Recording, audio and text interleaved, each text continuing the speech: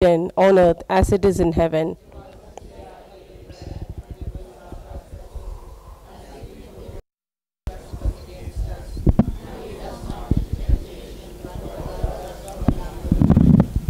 Hail Mary, full of grace, the Lord is with thee. Blessed are you amongst women, and blessed is the fruit of thy womb, Jesus.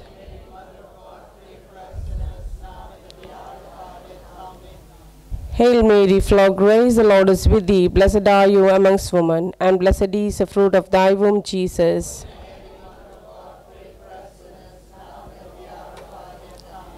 Hail Mary, full of grace, the Lord is with thee. Blessed are you amongst women, and blessed is the fruit of thy womb, Jesus.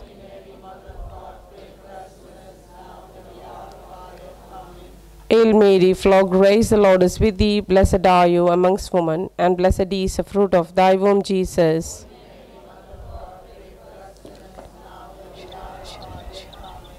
Hail Mary, full of grace, the Lord is with thee. Blessed are you amongst women, and blessed is the fruit of thy womb, Jesus.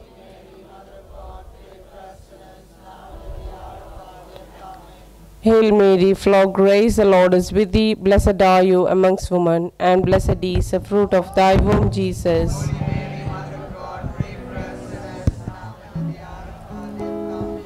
Hail Mary, full of grace, the Lord is with thee. Blessed are you amongst women, and blessed is the fruit of thy womb, Jesus.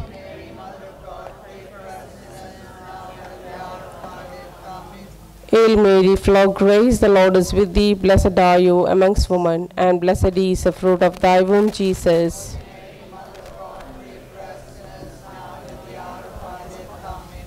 Hail Mary, full of grace, the Lord is with thee. Blessed are you amongst women, and blessed is the fruit of thy womb, Jesus.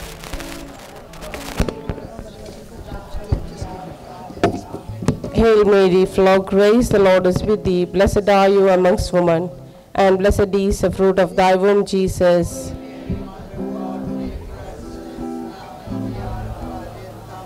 Glory be to the Father, and to the Son, and to the Holy Spirit.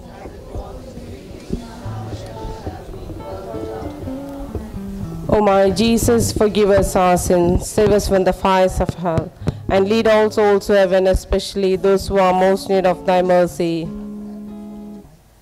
We surrender the second decade of the Rosary for all the children who are in the hospital, suffering in different kinds of sickness, even whether they are at home or whether they are in the hospital.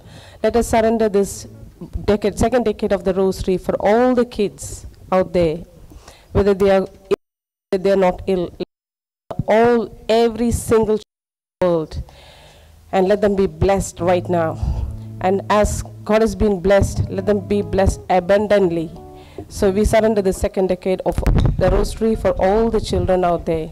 Our Father, who art in heaven, hallowed be thy name. Thy kingdom come, thy will be done on earth as it is in heaven.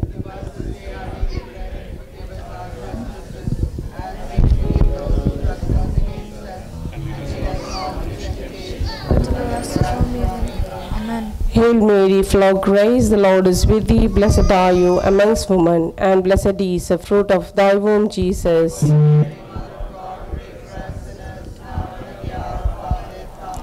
Hail Mary, full of grace, the Lord is with thee. Blessed are you amongst women, and blessed is the fruit of thy womb, Jesus.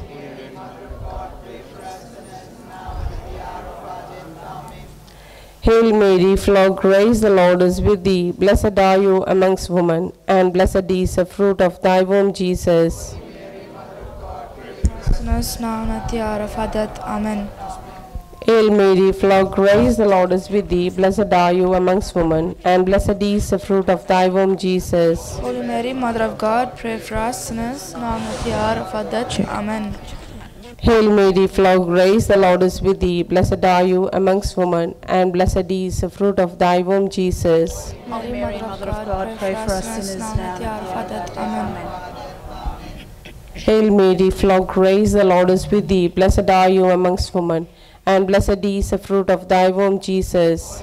Mother of God, pray for us sinners, now and at the hour of our death. Amen. Hail Mary, full of grace, the Lord is with thee. Blessed are you amongst women, and blessed is the fruit of thy womb, Jesus. Mary, Mother of God, pray for us sinners, now and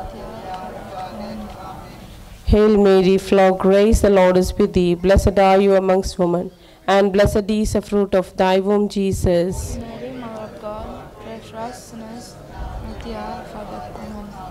Amen. Hail Mary, full of grace, the Lord is with thee. Blessed are you amongst women, and blessed is the fruit of thy womb, Jesus. Mother of God, pray for us sinners, now and at the hour of our death. Amen. Hail Mary, full of grace, the Lord is with thee. Blessed are you amongst women, and blessed is the fruit of thy womb, Jesus. Hail Mary, Mother of God, pray for us sinners, now and at the hour of our death. Amen. Glory be to the Father, and to the Son, and to the Holy Spirit. As it was in the beginning, is now, and ever shall be, world without end. Amen.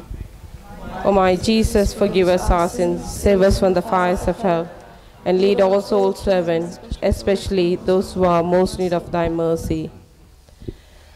Let us surrender the third decade of the Rosary for all the families, all the husband and wives, whether they are happy or whether they are almost in the tense of getting divorced, getting separated. Let us ask the Blessed Mary, our Virgin, to give them the grace right now, to help them to understand the relationship, help them to be more closer to one another, to have the understanding to one another. As the husband and wives needs that love, the love what the God has given us, and let the same love let pour from us, from each and every husband and wife, not only being selfish, being selfless, and also to give the same love to our children, so that the children will understand the love. And so right now we are surrender this decade of the Rosary for all the families, all the husband and wives and the children there. Our Father, third glorious mystery, the descent of the Holy Ghost. Our Father, what in heaven, hallowed be thy name, thy kingdom come, thy will be done on earth as it is in heaven. Give us this day our daily bread, and forgive us our trespasses, as we forgive those who trespass against us. And lead us not into temptation, but deliver us from evil. Hail Mary, full of grace, the Lord is with thee. Blessed are you amongst women, and blessed is the fruit of thy womb, Jesus.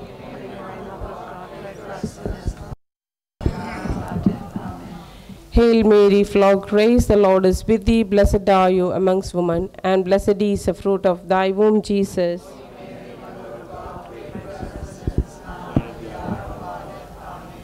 Hail Mary, full of grace, the Lord is with thee. Blessed are you amongst women, and blessed is the fruit of thy womb, Jesus. Holy Mary, Mother of God, pray for us sinners now and at the hour of our death. Amen. Hail Mary, full of grace, the Lord is with thee. Blessed are you amongst women, and blessed is the fruit of thy womb, Jesus. Holy Mary, Mother of God, pray for us sinners now and at the hour of our death. Hail Mary, full of grace, the Lord is with thee. Blessed are you amongst women, and blessed is the fruit of thy womb, Jesus.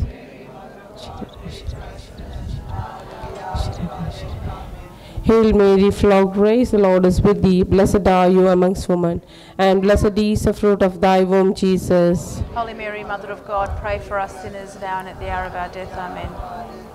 Hail Mary, full of grace, the Lord is with thee. Blessed are you amongst women, and blessed is the fruit of thy womb, Jesus. Holy Mary, Mother of God, pray for us sinners now and at the hour of our death. Amen.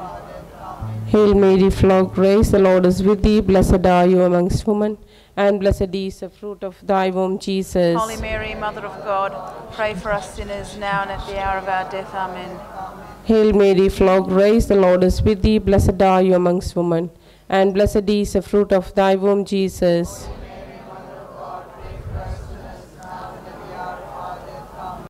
Mary, full of grace, is with thee. Blessed are you amongst women, and blessed is the fruit of thy womb, Jesus.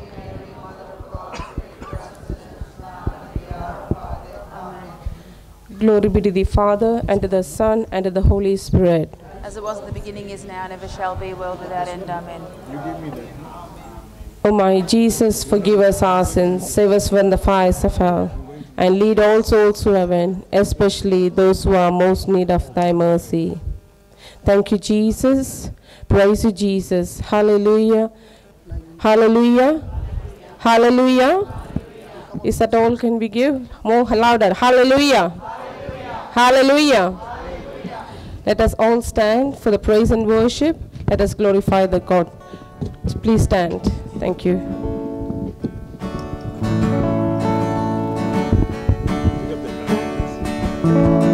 Splendor of a king,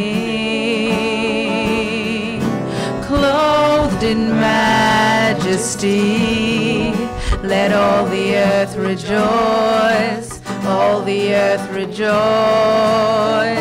He wraps himself in light, and darkness tries to hide, and trembles at his voice, trembles at his voice. How great is our God! Sing with me, how great is our God, and all will see how great, how great is our God.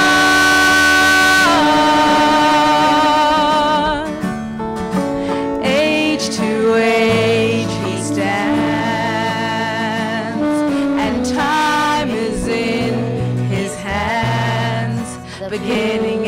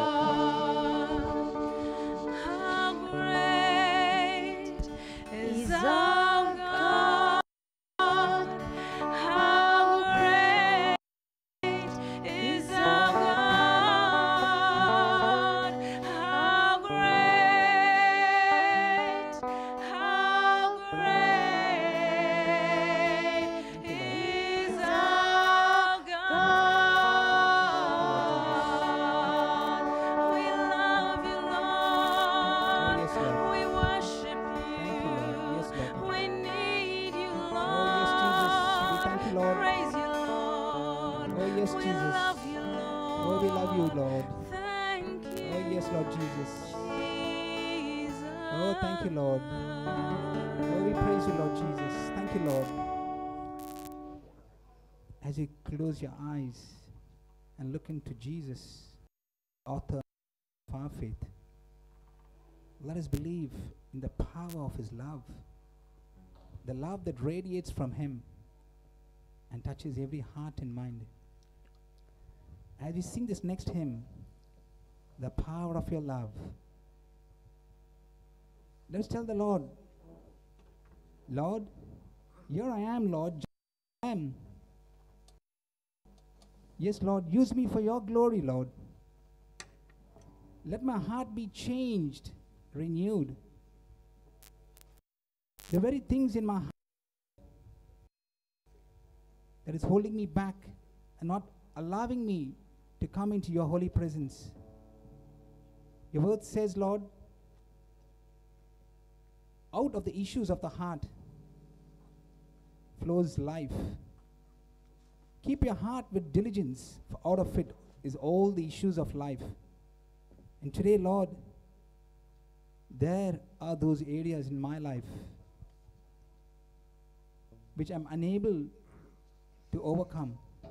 But today, Lord, as I make this decision, Lord, that as your grace flows, the grace that I do not deserve, the grace that comes to me so free, into those very areas in my life, oh God,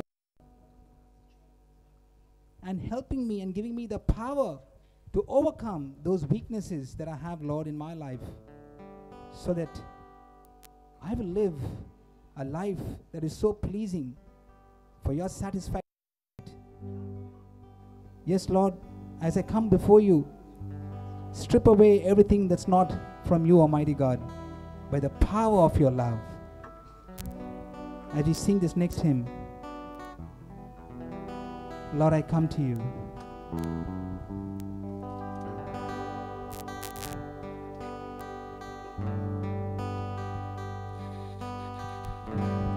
Lord, I come to you. Let my heart be changed. Let my heart be changed. Renewed. Flowing from the grace that I found in you. Oh,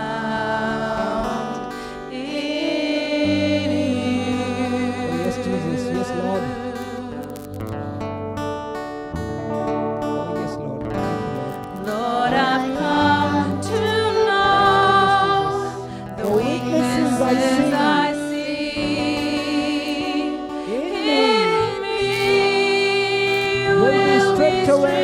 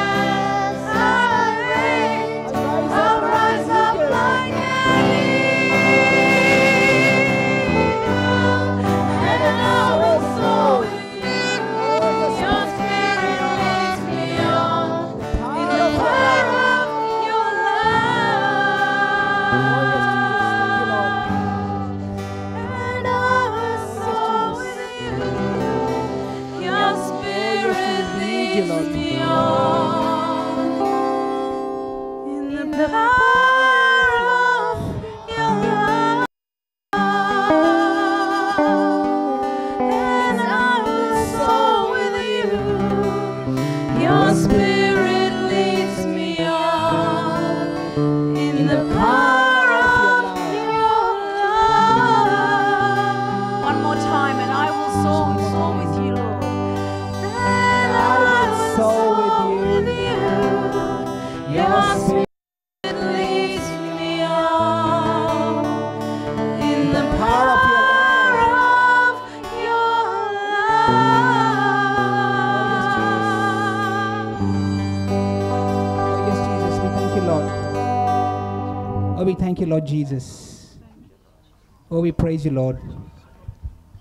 You're a wonderful and awesome God, Lord. Thank you for this time of praise and worship, Lord. Even as we come here, Lord, you know our hearts, you know our minds, Lord. And we thank you, Lord, for this wonderful time that you brought all of us together, Lord. We're not here by accident, but we are here, Lord, because of the divine appointment that we have with you. Jesus, you said, no one can come to me except my Father draws them to me. Yes, Lord. We are here, Lord, just the way we are, setting aside every cares of this world. And today, as we come together as one family, Lord, open our hearts and our minds to listen to your word, Lord, so that that very word that comes from you, Almighty God, will touch, change, renew, and transform our lives. We thank you and we praise you. In Jesus' name, Amen. Praise the Lord. Praise the Lord. God is good. All the time. And all the time. God is good. Beautiful. Praise God. If you want, if you can take a seat. Thank you.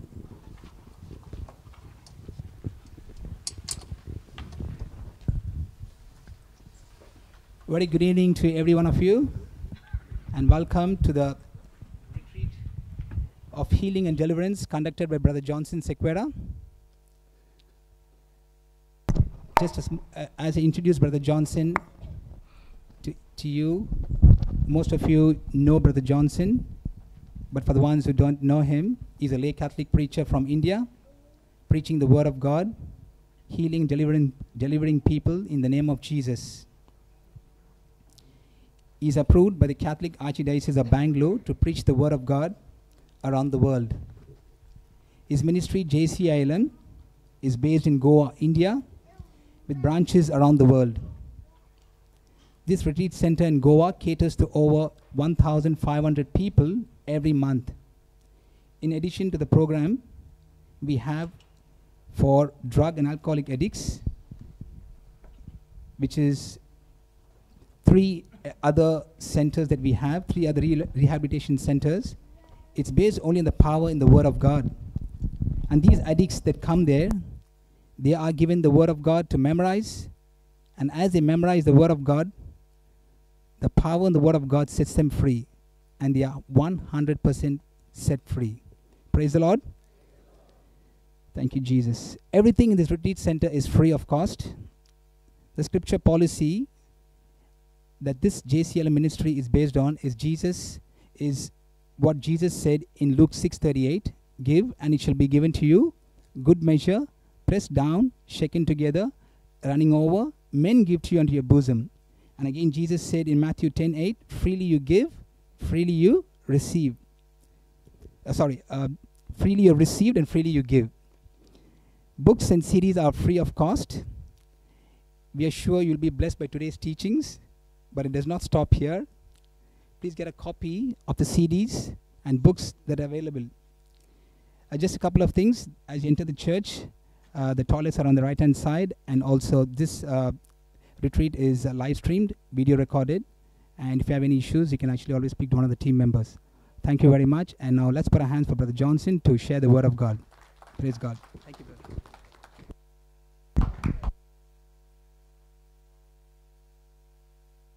Hallelujah. Today you must be watching me putting the wires here, wires there. Yeah, running around. Yeah, praise God. When the man who looks after the sound doesn't turn up, then you become a substitute, but still carry out the job. Amen. Because when you work for God, He can put you on any department and we got to be ready for it. Amen? Yeah, let's close our eyes. Father, we thank you this evening. You have a special message for all of us.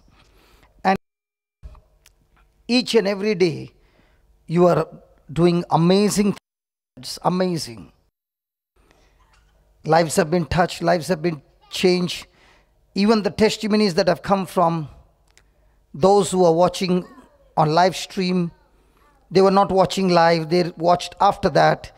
And still, that word which was spoken by you under the anointing of the Holy Spirit continues to produce results.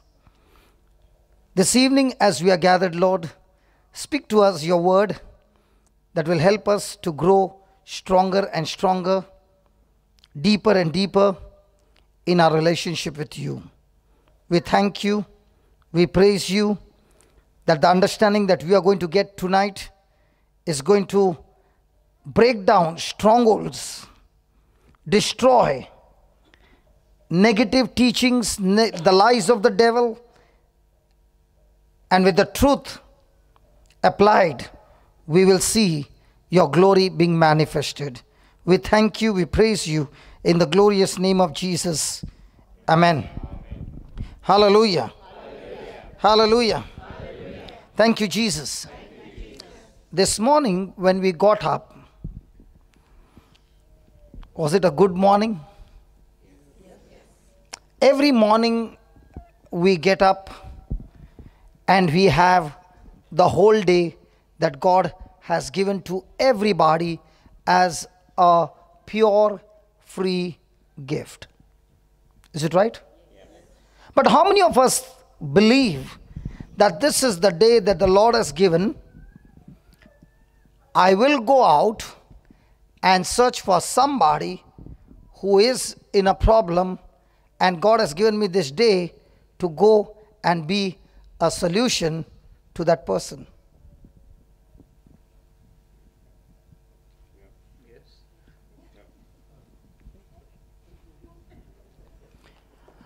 Do you know, in the Bible, when you see these great heroes in the Bible, we find one thing extremely common in their life is that these prophets or these men of God were a blessing to someone. They were always a solution in somebody's life. And that is how the Lord begins to teach us. Yesterday I was talking to somebody and I said, when somebody's mobile is going low, the battery is going low, and the charge is going off, you need a charger to charge.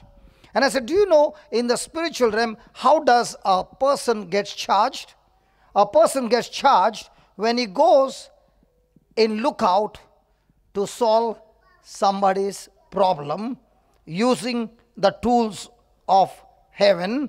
That's the time the person gets spiritually charged. And most of the time we look out for someone to solve their problem, or we look out for someone to solve my problem. Hello? If it is in the kingdom operates by giving. Okay, let me put it this way. Anything that I have in my hand, I can make it into a seed, or I can make it into a harvest. Means, when I use all that God has given me for myself, it has become my harvest. But if I use what God has given me to bring blessing and a solution in somebody else's life, then what was looking like a harvest, I planted as a seed. So throughout the day, are we the people who go around planting seeds or reaping harvest? Are you going to talk to me, please? And these are spiritual truths. Whatever I do with the heart condition of love for somebody else and for the kingdom, the Lord says, you just planted the seed. And the seed that is planted in God's kingdom does not go wasted. It is just planted now, but it is growing in the future, and in due season, it will surely produce the harvest. So in other words, if you are coming to God and saying, God, I lack in such and such thing, I lack in such and such thing, He's saying it is so simple. My kingdom operates through seed, time, harvest. Say that? My brother said it very fast. He said it, seed, time, harvest. But it is not that way. It is seed, time,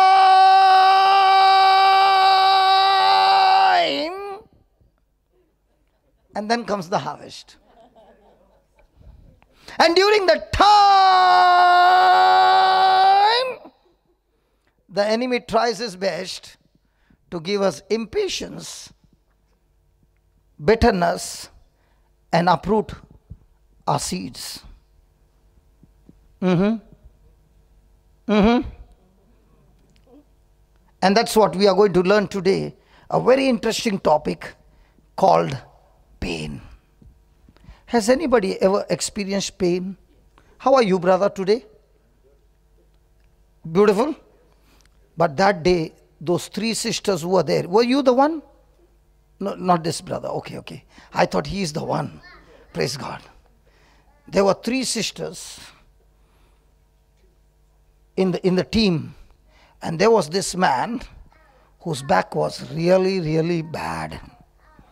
And I told these three young ladies, please minister to him and don't leave him till the job is done. Imagine 3 against 1. They did not leave him for 20 minutes, but by the time he walked out healed. Praise God. Hallelujah. Thank you, Jesus. Thank you, Jesus. So we are going to study about pain. How many of you like pain? You are always different, brother. You are created different. Praise God. Has anybody ever experienced pain? What is a pain? A pain is a signpost that is speaking to you aloud, saying, there is disorder in your life. And that's why you got pain. And until you put that in order, the pain will continue. So is pain good or bad? Bad, good. So today we are going to study the rewards of pain. What are we going to study? Rewards of pain. And I understand you are in a very high, developed, sophisticated, air-conditioned, cold weather Melbourne climate. And that's why you don't go through pain.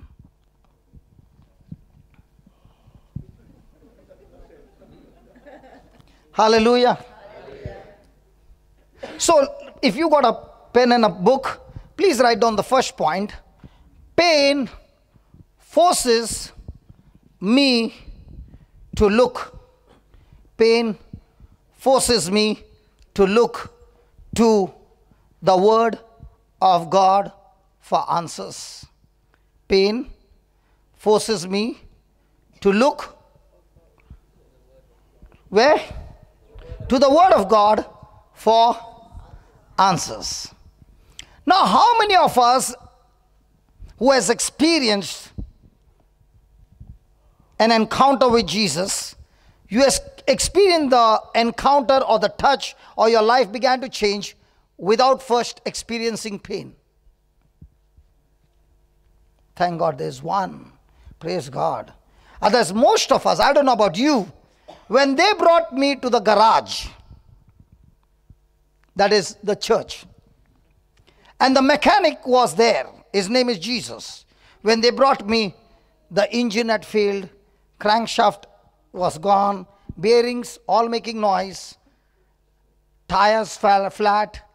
In other words, what I mean to say is, life was all a wreck. Praise God. A totally a gone case. Anybody ever had a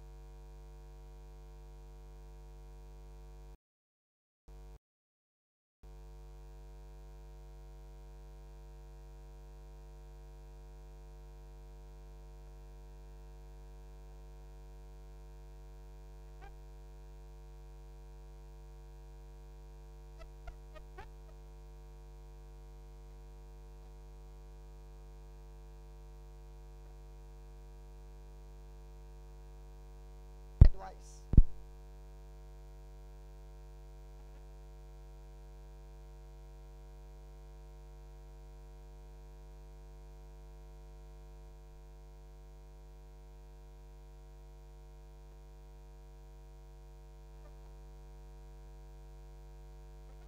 Married, the girl began to find that the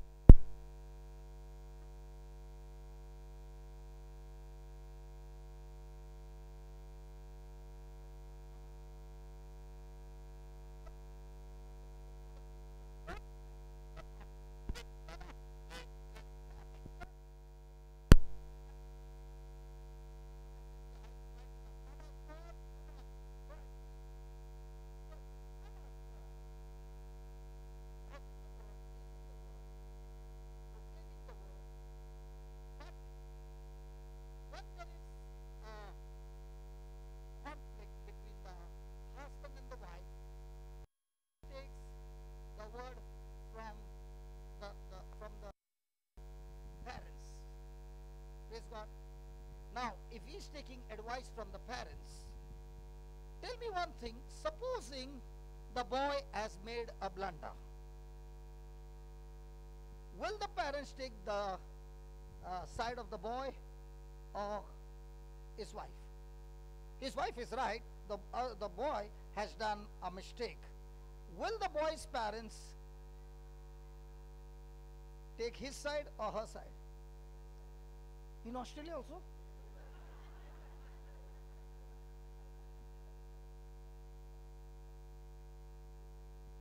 Hallelujah. Thank you, Jesus. Praise the Lord. So, all the time, the boy is taking the advice from the parents. Now, if he is taking the advice from the parents and it's not according to the word, so is the boy building his house on the rock, on the sand? So will the house fall? So the boy turns and tells me, listen, the Bible says you must always honor your elders. I said, yeah.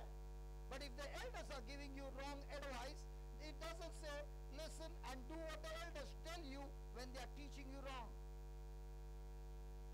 They did not like it, no? Okay, let me put it.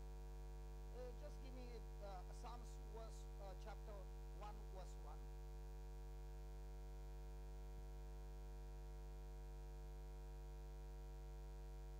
Blessed is the man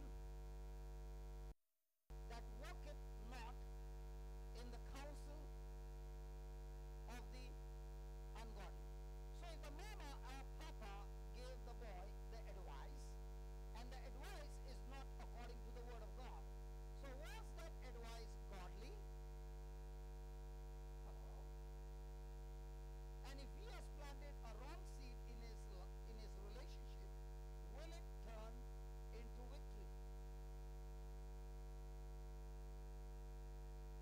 And I said to him, brother, you are looking for answers in the wrong place. And he continued to do it. And it did not take long. They divorced. Both of them met each other in a church where both of them came to worship God. She was happy. I was marrying a man of God who is preaching the word of God. He was happy that I got a girl who is coming to church every day. But both their minds had no truth, because both of them took advice not from the word of God. They lost their hope. So what will pain do? Pain will say, if you want your marriage to be blessed, your relationship to be blessed, or anything to be blessed, go to the source, the word of God for your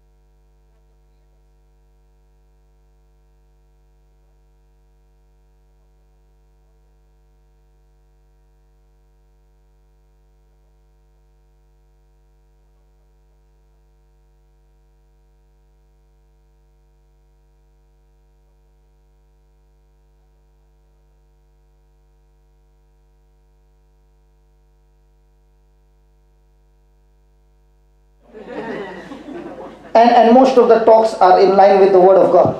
No, it's a circus. It's a circus. If you jump, everyone jumps. That's what it is. Sugar coats it. That's what it is. She says jump, everybody jumps, and they get the answer to their solution. Very good. Praise God. Can we all stand and jump? Hallelujah. Hallelujah. Hallelujah. Where are we looking for answers?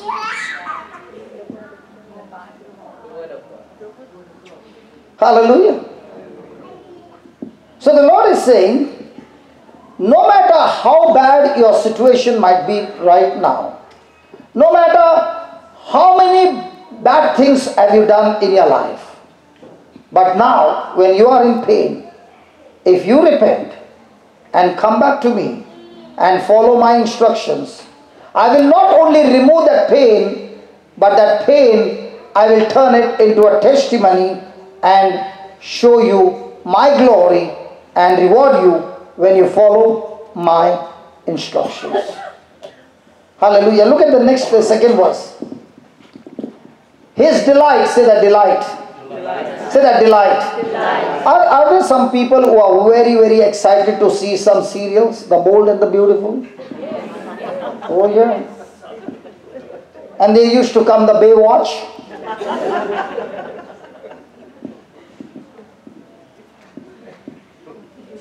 I'm talking about my past life. Never would miss. And where did it take me? There are two things that I can delight in. I can delight in God's kingdom and I can delight in the world system.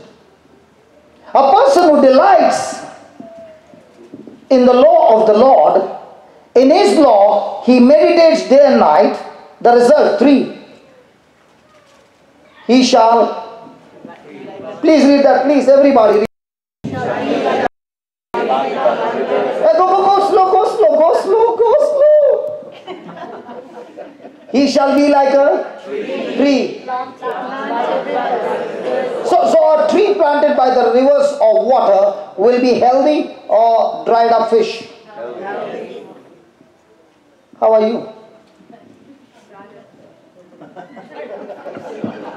Hello, how are you?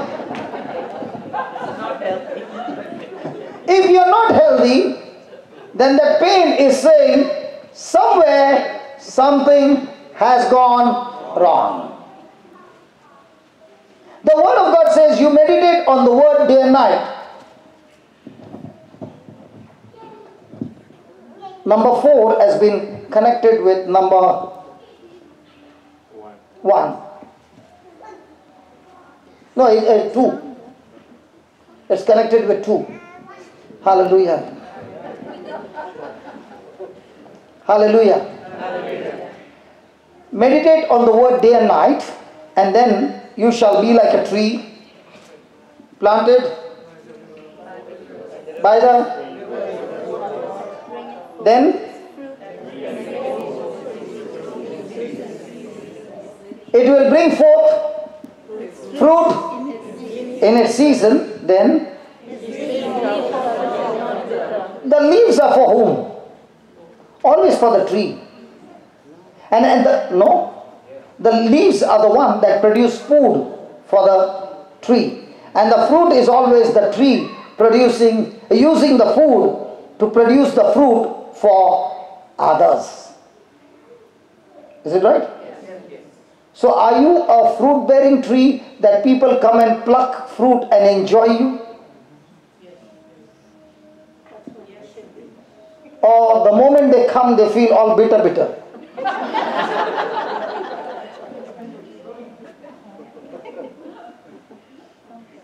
Are your leaves producing good food for the tree? You know that leaves shall never run dry. You know what God is saying? Every day of your life will be a blessing in your life. The key. How many of you have prayed to God, God bless me? What liars, men. Never prayed to God, God bless me. But you know what God says? I will bless you to be a blessing to the nations. That's why all our Christmas cards are selfish cards. It all speaks about God bless you and your family. It never speaks about you be a blessing to others. You are right means all the other things were wrong. This is right. Praise God. Hallelujah. So from now on, do we pray God bless me or God let me be a blessing? And don't send any more Christmas cards. Save a lot of money. No. I'm not saying anything. But the system is all about selfishness. And then he says, and whatsoever he does shall prosper. So if any person is going through pain and a person is saying, God, I want to get rid of this pain, the Lord is going to tell you one simple thing. You want a miracle? Simple. Follow my instructions. And where do you get God's instructions? In His Word. So where's the solution to your problem? The Word of God. And where do we look? Shortcuts. What looks to be shortcut, Solutions. quick solutions, brother, it ends up with big disasters. Hallelujah. Hallelujah. You know what I love about God's, the Bible is, there are people in the Bible who have made terrible mess.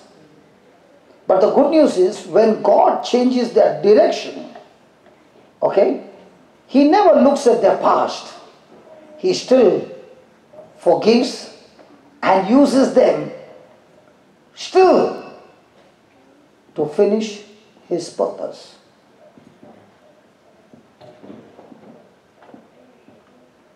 That's the good news. What about us when somebody has done something wrong? What do we do?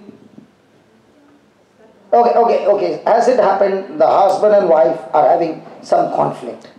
Will the wife say, I know what your mama did to me. Mama died 20 years back.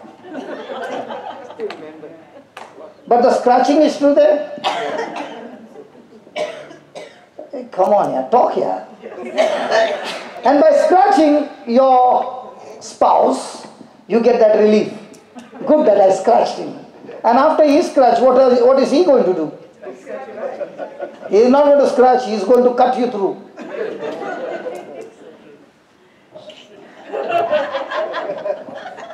So now, scratching over? Sure, promise? Marriage will be beautiful. Because we always want to remember what others have done negative things to us. And that's why God says, if you want anything to change in your life, love is the secret. Love is the power. And when somebody says, I love you, brother, but I can't forgive you. In your Australian coin, there are two sides or one side? Two sides. In the same way, whenever you say, I love you, that means that person is saying, I am willing to forgive you unconditionally. Okay, let me give you the proof. Has anybody got married? Married? Okay. I'm the priest. Do you take this man as your husband? I do. Do you take this woman as your wife? Now, in good times, that day you said, in good times and in bad times I'm with you. When bad times come, I'm going to my mother's house. Come on. Please don't open your mouth, brother. After that you'll go home and then I get calls. Why did you make me open your mouth? Make me open my mouth. You have every right to keep your mouth silent. Because what you speak will be taken into account. Hallelujah. Hallelujah. So what kind of vow do we have? In health, I'm with you. When you're sick, I'm going. When you got money, I'm surely with you. When you lost your money, bye-bye, see you. Come on. Because our mind is all about me. And when the mind is all about me, pain is always there when it comes to me. Have you seen the bird? Me. The young one of a bird. And the mother feeding. Me. So if the bird is a baby, throughout the life, even after 70, me. Praise God. So can we get out of me? And how do we get out of me? By following the Lord's instructions. Praise God. Now I love this verse. Psalms 37, verse number 4.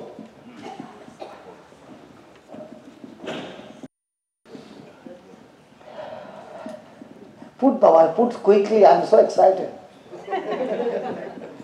Delight yourself also in your spouse and in your children, and your spouse will give you the desires of your heart.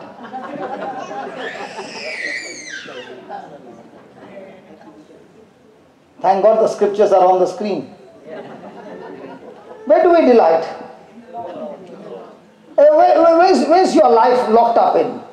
My spouse, my parents, my brother, my sister, and my children. That's my kingdom.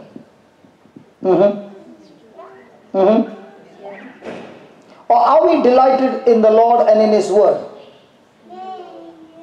Because the Bible says, when I delight myself in the Lord, He gives me the desires of my heart. In other words, if I have got filthy, lustful, corrupted desires, He's giving us a secret.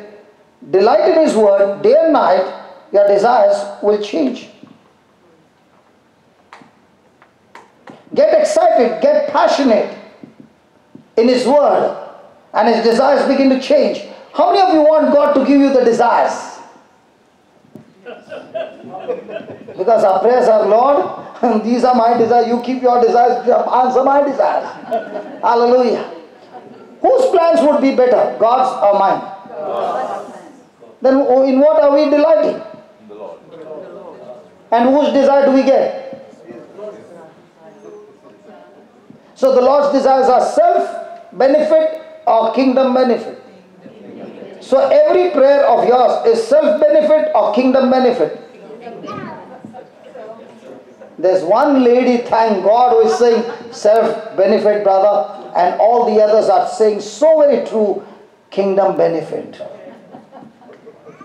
What do you think, brother? Self-benefit, kingdom benefit. Self. Credit goes to you. You're changing everyone's heart. I am not changing everybody's heart. The word of God is challenging you and saying, why are you living such a low life when I have got such a high life for you? And that's why Jesus says, I have come to give you life in abundance. But that abundant life will not be experienced by a selfish person, because the self has to be crucified. And that self, God will not crucify. I need to crucify myself. You know, when I read that, I said, God, I'm not satisfied, because if you give me the desires in my heart and those desires never get fulfilled, it's like I had a dream and it remained a wish, but it never came to pass. How many of you want that God gives you a dream or a plan or His purpose to be fulfilled in your life? Come on, everybody. Yes? Yes? Now why is it not getting fulfilled? Let's see verse number 5.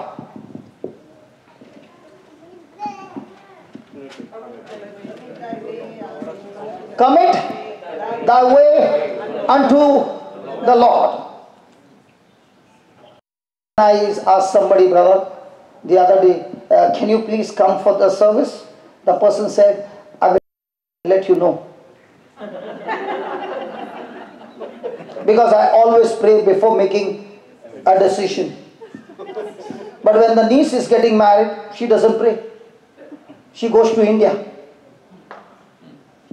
When your loved one is getting married, do you say, your first cousin came and gave you the card and said, daughter's wedding. Are you saying, yes, I will pray and let you know?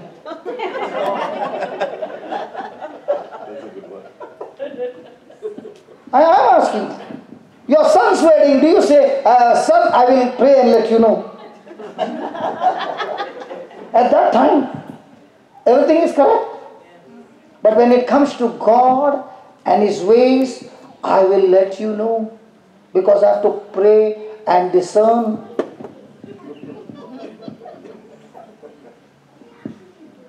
A commitment is a person who is saying, whether it's a rainy day, sunny day, cold day, any day, Lord, whether somebody comes or not, I will be there with my commitment. So do we have in the church people committed, or I'll come when I'm free?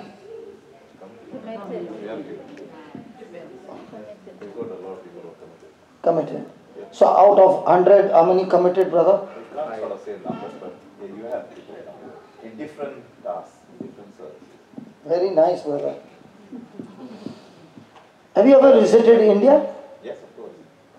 We also in India are all committed people. You don't have to pray to count. Hallelujah. Hallelujah. You know, one of the powerful tools that the devil uses to stop us receiving what God has planned in our life is called spiritual laziness. What time you go to the office? Depends on one shift. Say morning shift?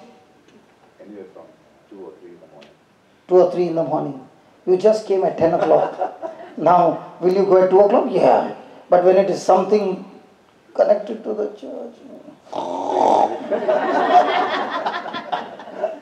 Does it happen? Come on. Come on, does it happen? Yes. Because at that time the body says, you need rest. But when it comes to dollars, you don't need rest.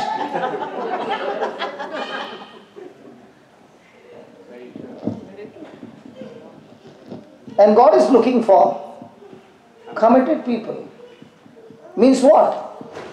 God, you are the top priority in my life. You are the first person in my life. And if I am giving leftovers to my God, what you sow is what you reap. Ask your neighbor, what do you give to the Lord, leftovers or the first?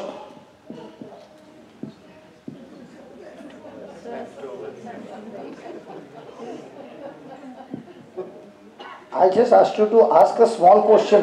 You asked her 5 questions and one after another. She's already...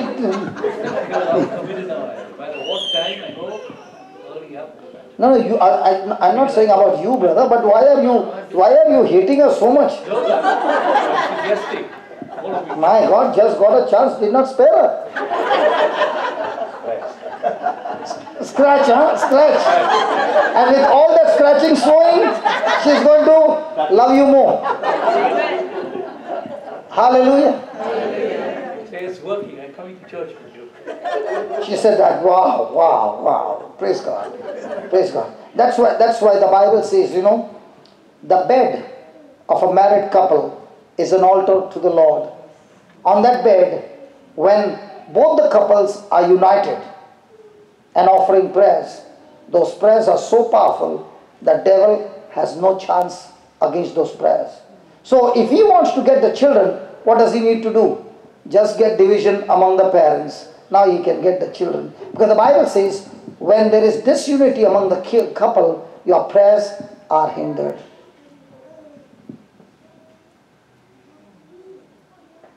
And that's why he will first strike the couple.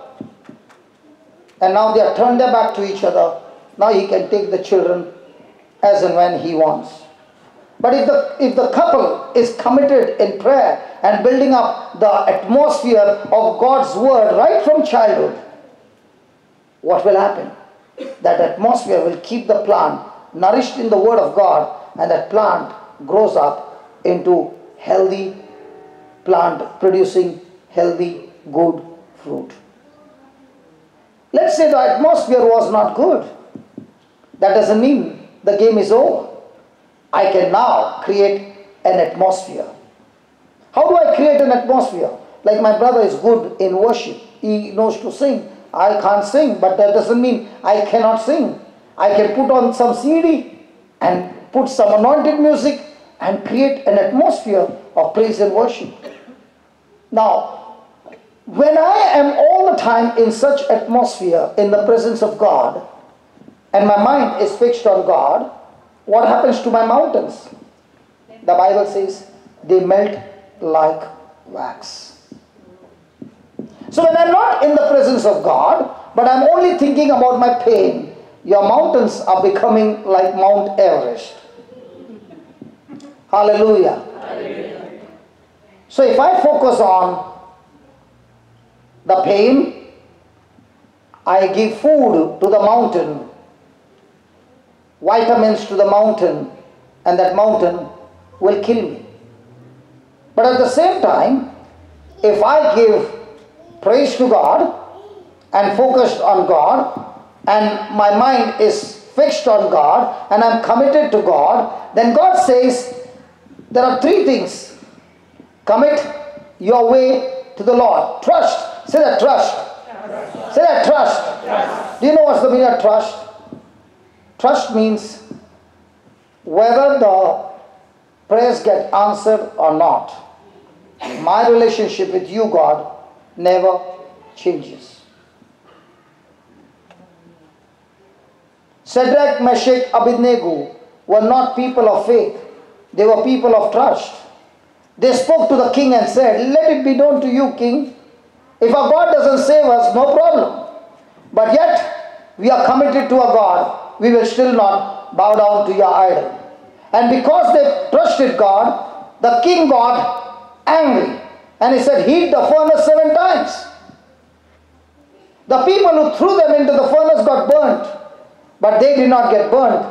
And there the king said, I see the 4th one. He looks like the Son of God. My friend, when a person is committed, a person is trusting in the Lord, the Son of God, Jesus, always shows up in your furnace, and that fire has no power over you.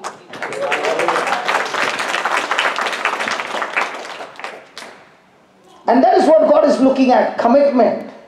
Trusting. A person who is trusting is like when you go to the hospital and there is the ECG. ECG, right, doctor? ECG. It goes up and down. Up and down. And there comes a time when it goes. What do you call that person? So God is looking for such people who are dead to their emotions, dead to their desires, dead to their senses, alive to His Word, committed to His Word, trusting in His Word. He says, God Himself will bring it to pass. Which one is better, you bringing it to pass or God bringing it to pass? So what's my job? Be committed, keep on trusting, and keep on doing. What is His job? Bring it to pass. Praise God. Praise God. So from now on, when you are in pain, is it a good news or a bad news? Because pain has already given you a hint before the explosion can come that you need to put certain things into order. And when you have made that choice to delight in His Word, what looked to be painful will change into a great reward. I was talking to somebody and I said, 33 years of my life I had nothing to do with God. I had nothing to do, did not want to go to church, had nothing to do with the Word of God, never believed in the Word of God, nothing at all. But when I broke down and everything was lost, and in the midst of that pain, I did not come to church, but I was brought to church. And in that pain, there was only one thing, crying and asking God, I need a solution. And all that He said is, son, if you repent, if you change your ways, and if you just follow my instructions, I can turn even this pain, even this test into a powerful testimony. I can turn your pit into a pulpit so that one day you will stand on that same pit and preach to the people. I used to be in this pit, but look what the Lord has done. I stand over that pit proclaiming the Word of God. Hallelujah. So just because you are in pain doesn't mean that's the end of the story. It means that God is going to change the direction of your life. If you see in the Bible, there are great heroes, and in these heroes, there was always a time when a certain tragedy happened suddenly. And when it happened suddenly, it was a shift of a direction. The direction was not meant to kill you. The direction was meant to take you into God's destination. At the age of 33, a sudden thing happened in my life. I lost everything. At that time, it looked like There's no way out. The only way out is go and give up my life. Hallelujah. But one day at a time, studying the Word, applying the Word. Might be in the beginning it was very slow motion. It did not even look like it's moving. But praise God, every time you're submitting to God and passing the test, you're always moving forward. And as you begin to do that, God's not only going to bring you out of pain, He's going to bring you out into a destination that you will have to touch and pinch yourself to believe, because the Bible says, what your eyes have not seen, what your ears have not heard, what your heart has not conceived, those things God has prepared. Not He will prepare, He has prepared for those who love Him. And who are the ones who love Him? Jesus said, the ones who follow His instructions. Praise God. Hallelujah. Second.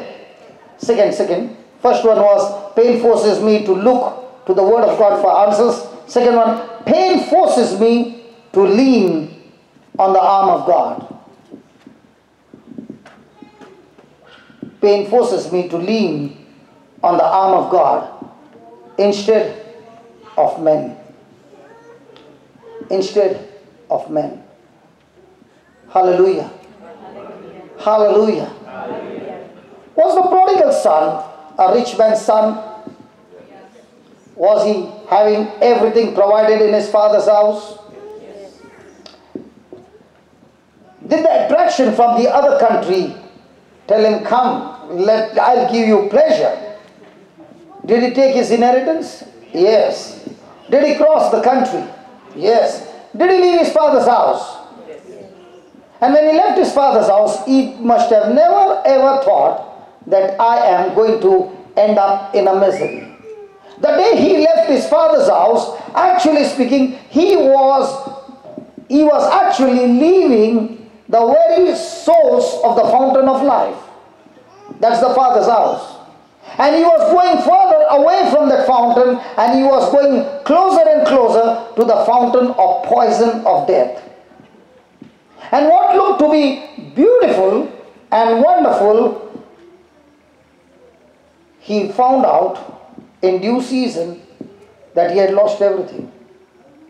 And the Bible says he went around asking for help, and nobody gave him any help. How many times in our lives, when we face a tragedy, the first thing we want to do is, which human being can I turn to who can help me?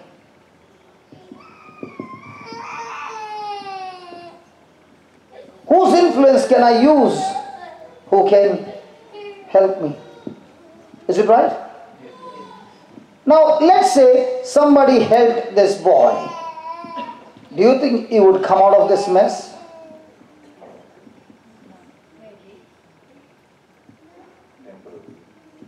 Temporary. But his habits would take him more deeper, and by now he has used the credit card. Here in Australia, do they have credit card problems? Dubai is full of credit card problems.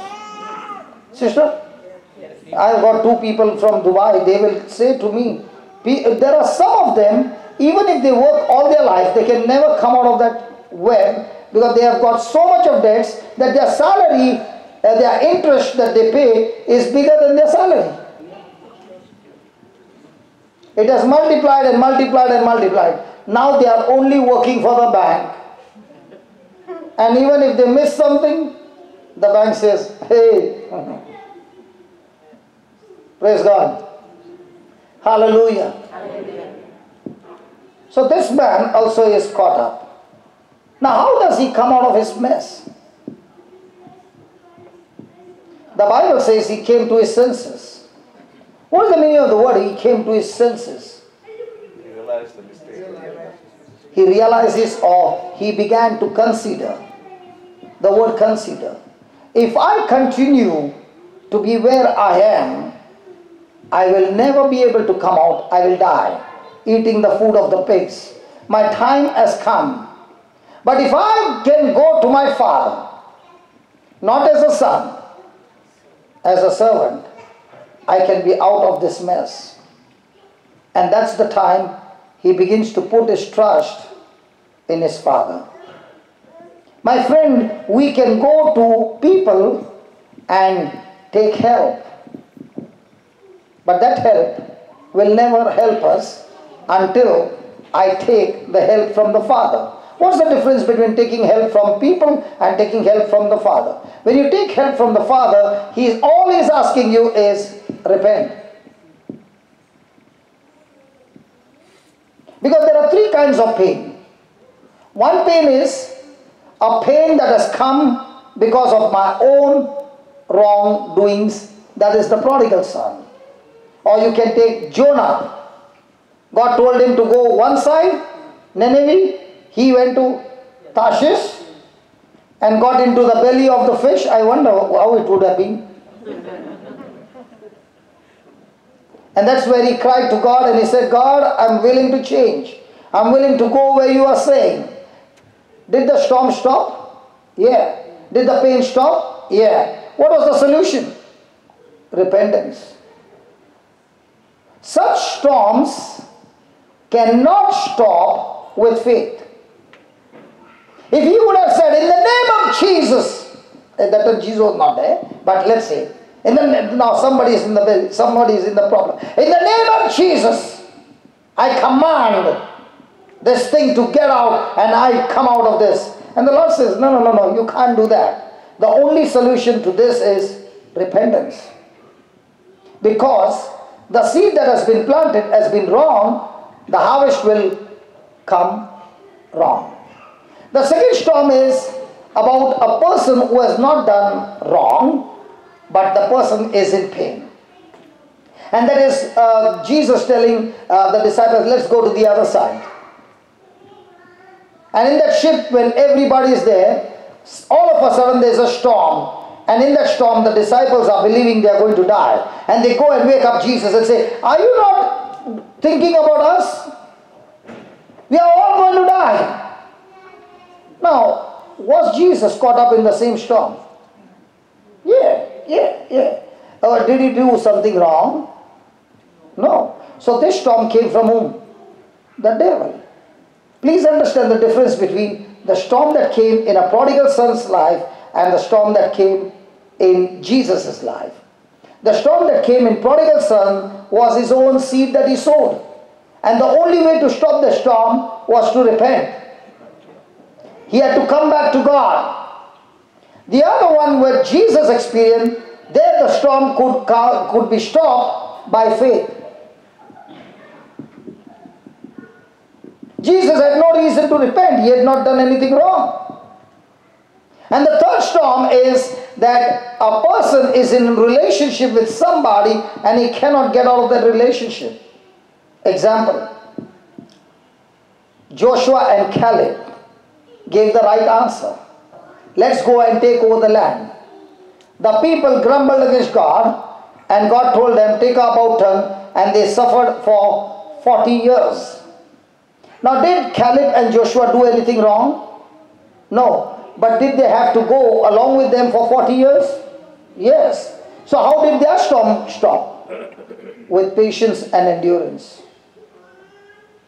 So when somebody has done something wrong and I'm connected in that relationship, the only way to get rid or come out of that storm is patience and endurance. Because you don't need to repent, because you're not the cause. You can't use faith, because the more you use faith, your loved one is using his negative attitudes. But when your faith is tested and you don't employ patience, then that storm will hit you. You are in pain. And to get rid of that pain, we got to grow and develop patience and endurance. Hallelujah. Was Caleb patient? Joshua patient? Was he enduring for 40 years? Yes. Did they both reach the promised land? They are delayed to reach the promised land because of their relationship with the other community. Praise God. So the next time I am in pain, where do I lean on? On God's arm or people's arms? Praise God. Thank you, Jesus. Third one. Pain forces you to learn. Pain forces you to learn. Say that, learn. Pain forces you to learn where we went astray. Where we went astray. Hallelujah. Thank you, Jesus. Thank you, Jesus. In a day, how many words do we speak? Let's say we spoke 1,000 words. And all this time, we never knew a scripture that says in Proverbs 18:21, just put that 18:21. 18:21. What does it say? Death and life are in the power of the tongue, and they who love it, and they shall eat the fruit of it. Praise God. We all have tongue. Yes. Now, I don't know about you, but I did not know that my tongue has the power to bring my future into manifestation. I never knew that my tongue has the power to heal. My tongue, my words have the power to heal. My words have the power to deliver. My words have the power to bring things from the spiritual to the natural. I remember many years back, a lady came to me and her son could not move, could not speak, could not hear. And that day I was teaching on the word, the life and death is in the power of the tongue. And this lady is a professor in a college. And she began to hear it. And she said, you mean to say, brother, if I keep on speaking the word of God, the promises of God, even though I can't see, will things change? I said, surely they will change. Praise God. Praise God. Hallelujah. Let me show you 2 Corinthians chapter 4 verse 17. Thank you, baby. That's good. 2 Corinthians 4:17. Please read that. For a light affliction, which is but for a moment, worketh.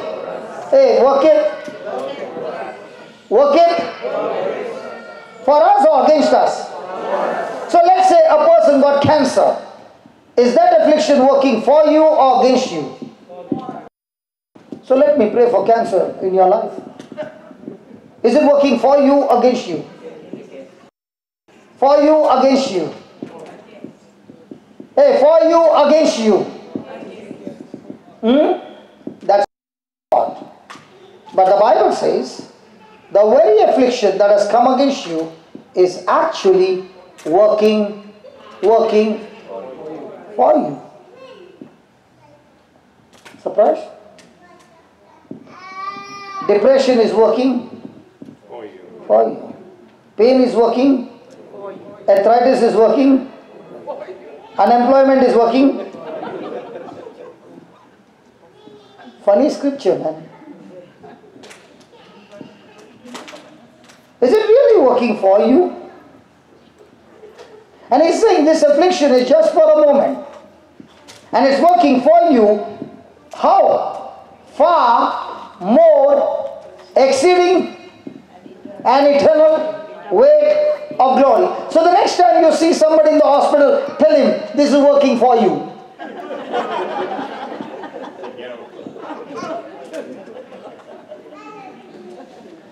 How many people get excited when they are in the hospital? Yeah, it's working for me! Yay!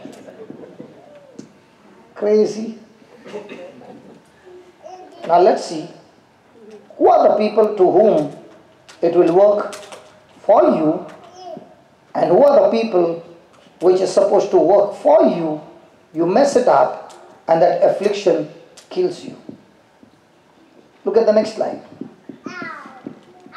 While we look not, we look not at the things which are seen, but we look at things. Anybody got eyes? With your eyes, what do you see? Things seen or unseen? And what is the Bible saying? When you look at things which are unseen, it will work for you. If you look at things which are seen, it will work against you. So who is in charge of looking? I. So most of the time we are trained to look what? Seen or unseen? Example. Do you believe that sister who is sitting next to you, do you believe by faith that she is sitting next to you? Look at her and tell me, yeah. She is saying, say yes, say yes. At least she said yes, say yes. I said yes. So you have faith that she is sitting there. You don't need faith to believe that she is sitting there. You saw it, and that's why you know it that she is sitting there. But do you have faith to believe on that chair somebody is sitting? No. But when you look into the mirror, God has put His angels charge over you. So where are the angels? Are they seen? But where am I focused on? So most of the time, oh thank you Lord, thank you. 2 Kings chapter 6 verse 8. Thank you. He said, let's settle it.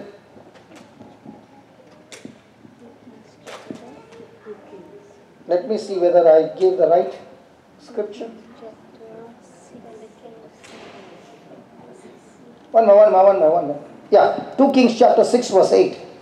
I'm not going to read the, okay, we'll read the scripture quickly, okay, no time.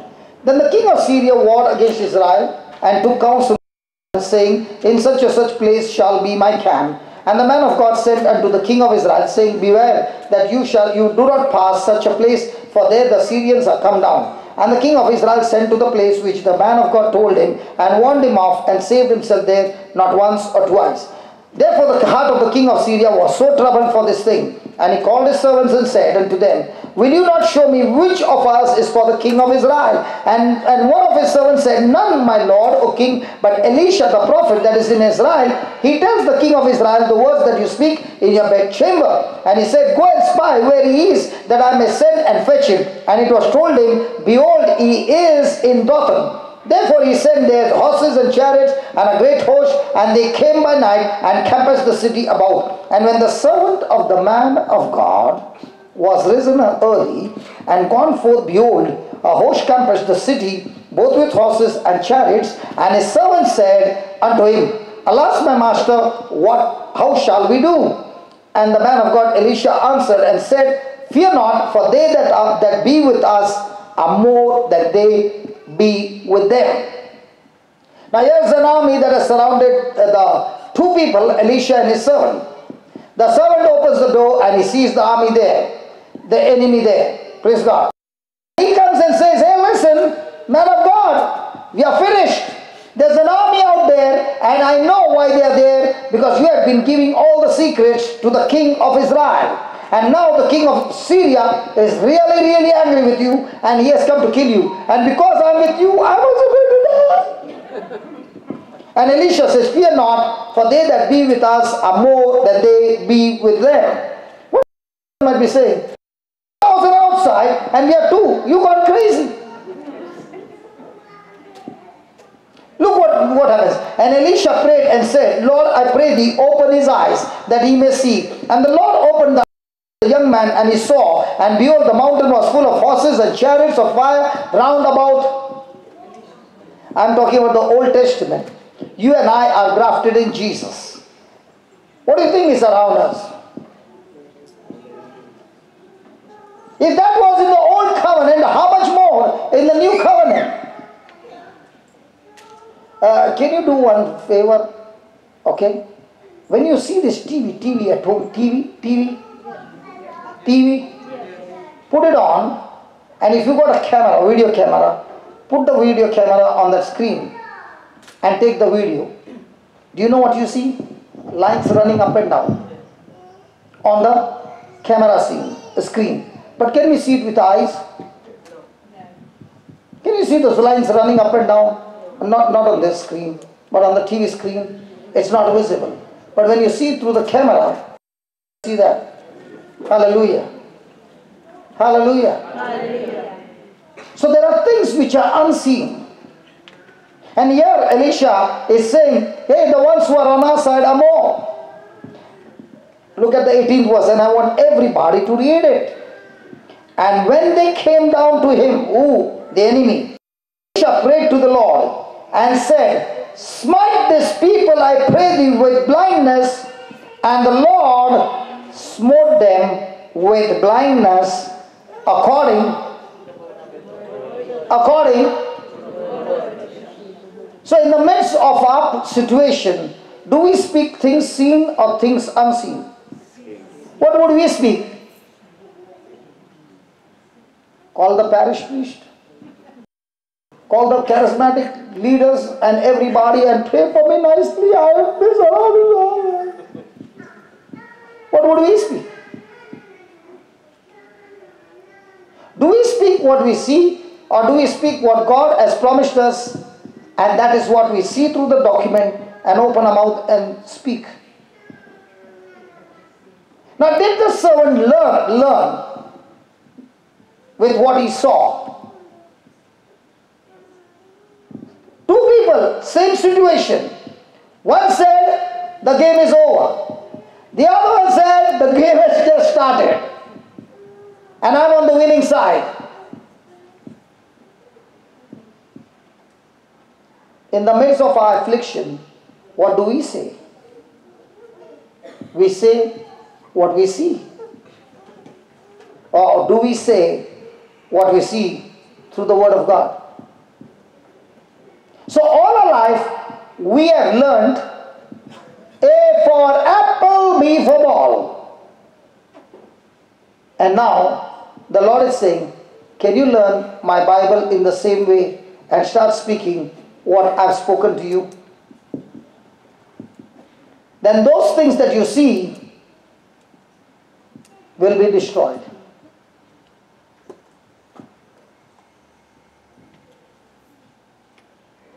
Was Elisha in pain when he must have seen the army? Yeah, he was not a human being. The enemy must have given him a lot of thoughts, and he had to take that fight. And in that fight, what did he do? He spoke his faith. My friend, before fear can enter into anybody, fear always has to take permission from you. Fear can never enter into anybody's life without permission. And the moment the fear has given you the notice, and you accept the notice, you have said, fear, you can have your way. But the moment fear comes in form of words, and the person shows the scripture and says, this is what I believe, and I stand on it, he has refused to accept the notice of fear. Say that, fear. Yeah. What is it? Faulty expectation, assumption of reality. The servant was seeing with his eyes, natural eyes. Elisha was seeing with his spiritual eyes. In the spiritual realm, what did he see? An army of angels. Servant was seeing with his natural eyes. What did he see? An army of people, of soldiers. In our everyday life, what do we see? What do we learn? So this lady, when she heard what was spoken, she began to speak. My son is healthy. My son talks. My son runs. My son. She began to keep on speaking the unseen. And she said, I am saying all this because by the stripes and wounds of Jesus, I am healed. I have got another case. This was, the boy was deaf. The boy was operated when he was just 1.5 years. His back had a problem. They had put bolts in his back when he was 1.5 years, and he was still tilted about 60 degrees. And this boy is very, very hyper. He would go and pull the teacher's hair, punch the teacher in the stomach, so no school would take him. And the mother had all this issue. And somebody said to come and attend the retreat. She came all the way from Coimbatore for just 1.5 hour teaching. And that day, the deaf ear opened. And they were so, husband and wife were so attracted to the teaching that they said, if this is what you want me to speak and believe, the unseen, I'm going to start it from today. When the child would go to sleep, the husband and the wife would prophesy over the child, he is a man of God. His back has, thank you Lord, you have made his back straight. Thank you Lord, he's healthy. Thank you Lord, he's mild. Thank you Lord, he goes to school to study continuously every day. There came a time that they had to take the child to the hospital for a routine checkup. And the doctor took the x-ray. If anybody wants the number, whose children have got problem, please after the class come and take the number. Because I want you to have this number and call up the parents. They are willing to help everybody who are going through this. Hallelujah. Hallelujah. Let me just, can I take a minute? So that I can put that number. So those who are watching live also can call up this number. Always willing to help, always.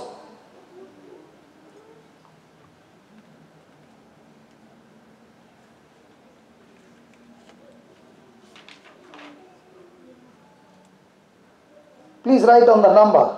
If your children are healthy and you got some other children who are going through this, give the number to the parents.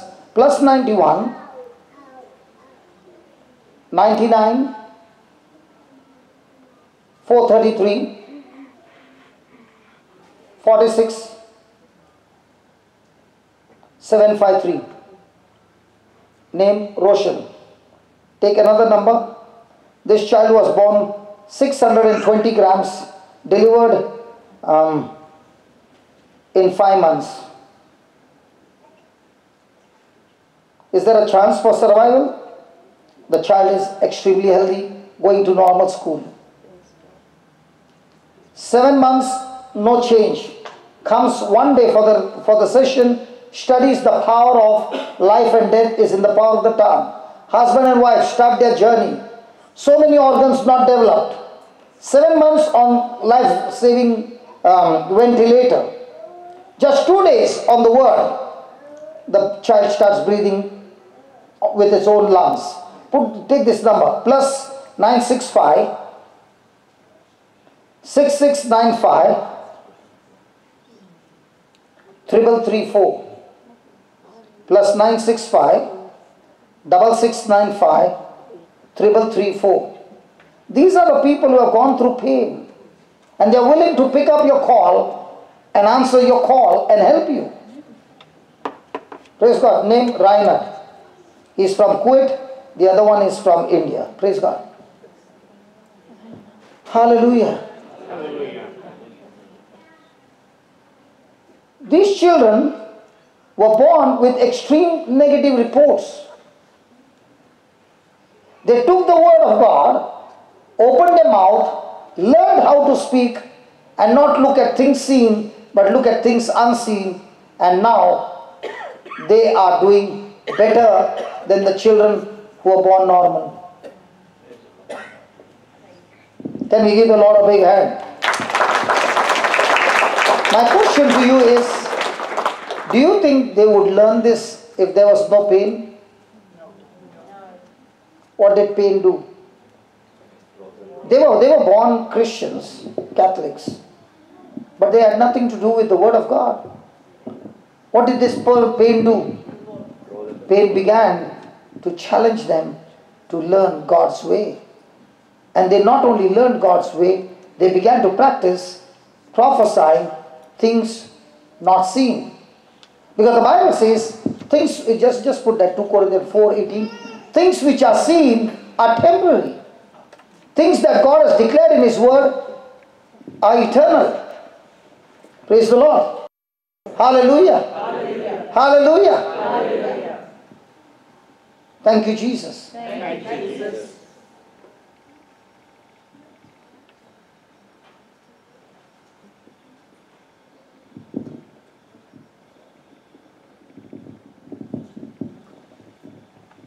How much time I got? Half an hour, praise God.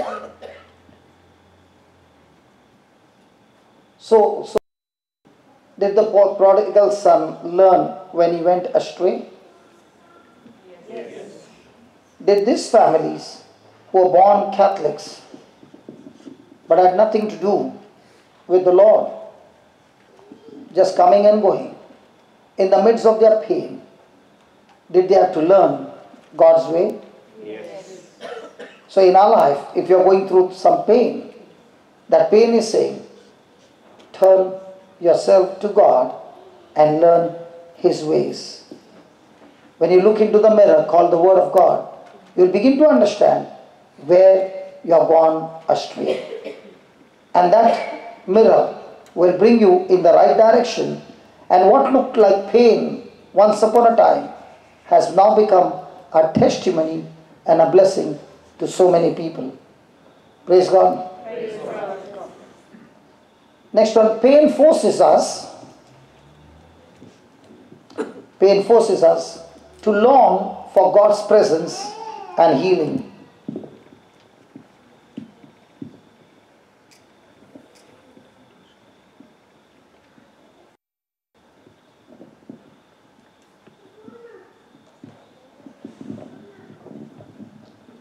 Pain forces us to long for God's presence and healing.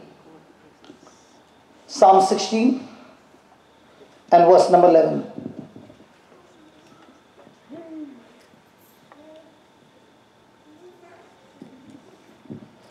Can we read it?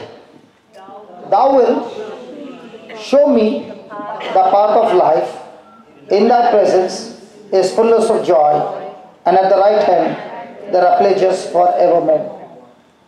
So if any person is seated here in saying, I do not know what is my purpose in life. Why am I born on this planet Earth? What is your calling for my life? Then the Lord is saying, it's so simple. If you can all the time get into my presence, how does a person get into the presence of God? You remember that song, Enter His Gates? What?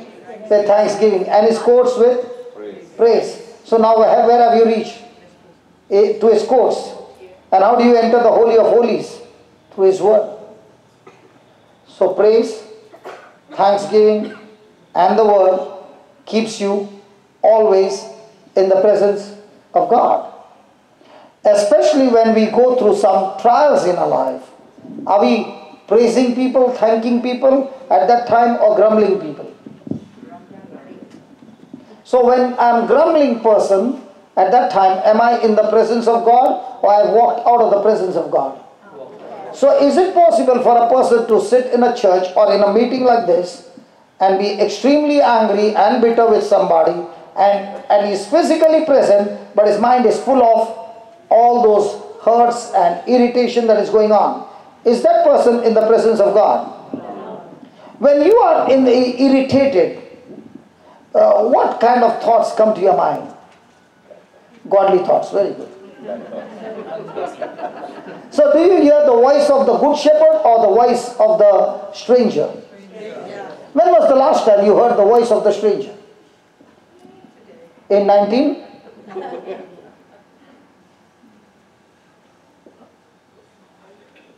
Do you hear him every day?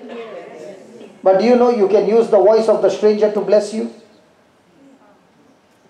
I like that. You just did. I like your expression, really. Praise God. Oh, what is he saying? You can use the voice of the stranger to bless you.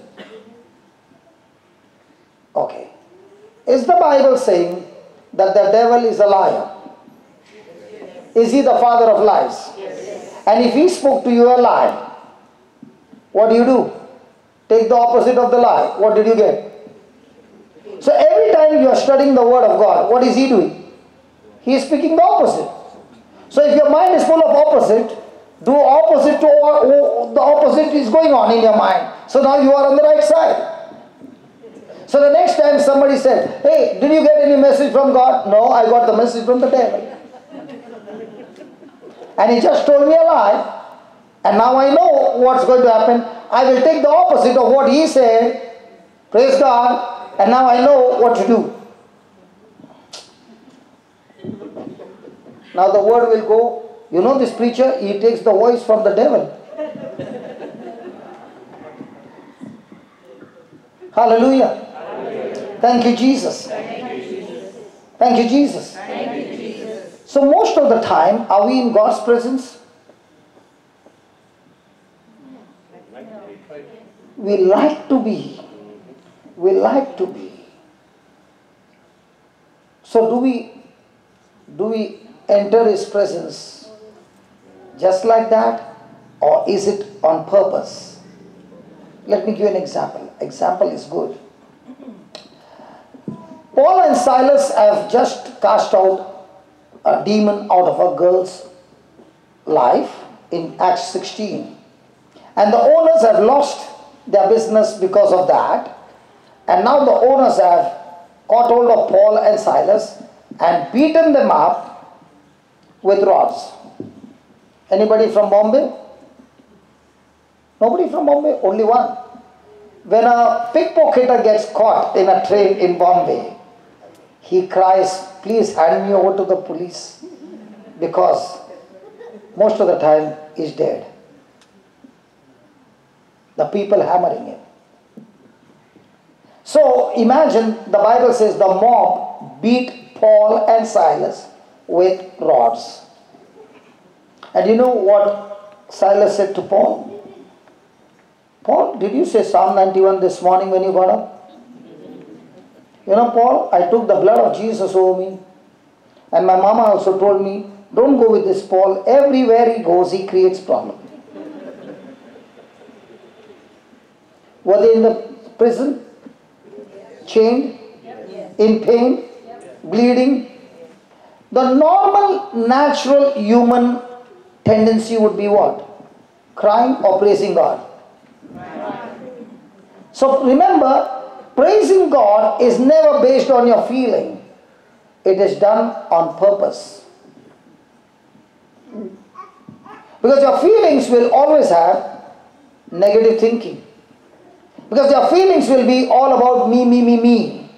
But even in the midst of that pain, they are on purpose praising God, getting their focus off God and focusing off themselves and getting their focus on God.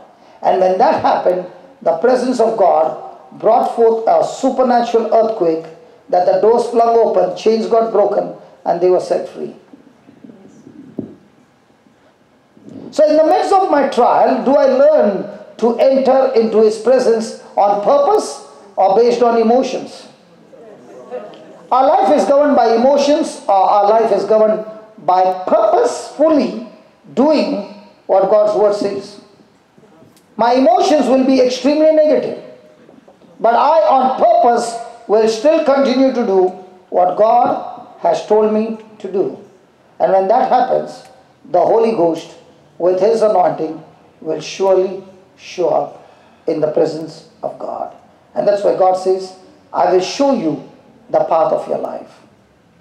So if a person has made a habit of being in the presence of God, he begins to hear the voice of God. What about Joseph? Was he in the presence of God? Yeah. Were unjust things done to him? Yeah. Was he meditating on it? No. He was all the time thinking of how he can be a blessing. That blessing others got him where? In the presence of God. And that's why he could not only interpret the dream, but very important, he also gave the strategy how the dream can be executed into profit. And when the king heard the strategy, that's when he said, I want to make you the governor. If he had only to interpret the dream, it was still incomplete. So the more and more I'm in the presence of God, the more and more the Word of God addiction, the more and more on purpose to just do what the Word of God says, even though everything in my emotions is screaming no. And when a person is saying, I will still do it, such a person now gets the revelation of what God has assigned for his life. Such a person has got pleasure. Anybody playing football? Nobody plays football here. Lawrence, when you go for a match, do you know you can come without injury? You can get injured. And that injury can be any kind. Is it going to be painful? Yes. Then why do you take such a risk? Because you not only love, there is something called as pleasure. When we were small, we used to play cricket in the hot sun. And what would you get after 3 hours standing in the sun? But that pleasure was so much that you were ready to sweat and get that victory. Is it right, brothers? Yes. The girls never played all those games. Praise God. They were mama's girl. Praise God. Hallelujah. Hallelujah. Thank you, Jesus. Did it give you pleasure? Yeah. Nowadays people play golf. Boring game. That also they don't want. Somebody has to take them. Different games, but do they get pleasure? Yes. In the same way, getting into God's presence also is an addiction that gives you pleasure. For me, if somebody has to give me the mic and say, brother, tonight go past midnight. Wow. No dinner. Praise God. Night vision. Fantastic. Look at this brother. Together with me. Are you really doing that? Praise God. Because he has so got pleasure in the Word of God. Hallelujah. But do you remember those were the days when the sermon would go past 10 minutes? You would look at the watch. Do you remember? And now how come you are sitting for hours together? Because the pleasure has changed. The pleasure when you go to the hospital and somebody is sick, and you went there and you made a prayer, and then after 3 days, 5 days, that person comes and says, you know what? I got completely healed, brother. Pleasure. And once you get into this pleasure, it's an addiction. And this pleasure has absolutely no side effects or bad effects. You can take as much as you want. Overdose, no problem. That's why the Holy Ghost also is like a spirit wine. You get drunk in the Spirit. Praise God. Hallelujah. So when you get drunk in the Spirit of God, you are high. You don't get tired. It's a pleasure. Hallelujah. Do you know who spends more time with me than anybody? The mic. Praise God. Because I get great pleasure when somebody hands over the mic. And then my brother John will see, there he already started. My brother John is there to cut off my pleasure. Hallelujah. Thank you, Jesus. Next to last one. Pain forces me to listen for changes in God's instructions. Forces me to listen for changes in God's instructions. Praise God. We got 10 minutes. I'll have to cut off the streaming to do my DJ. Pain forces me to listen for changes in God's instructions. How many of us want change in our life? How many of us want transformation in our life? The key is Romans 12:2. What does it say? Do not be conformed to this world, but be transformed. How? By renewing of your spouse's mind. Because most of the time our prayers is what? God, help me to renew my mind, or God, please renew his mind. And not only his sister, his mama, his dada, the whole household, Lord, we change their mind, Father, in the name of Jesus. Hallelujah. So now what are we going to learn? Who needs to change? My mind.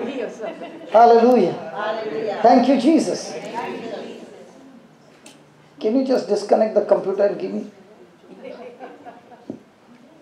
Close the streaming.